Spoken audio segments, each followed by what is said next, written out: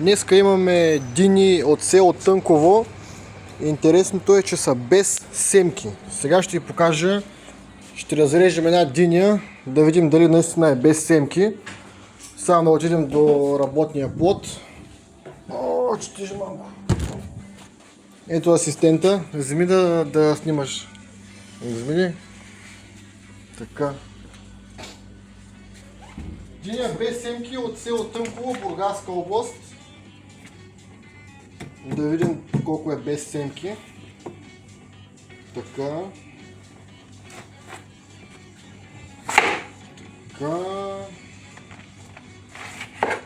И ето моментът на истината. Наистина има съвсем леки, малки бели семчици. Тоест са семки, но така се казва сортът. Има съвсем миниатюрни, малки бели семчици, които изобщо не се усещат. Да пробваме дали е вкусна.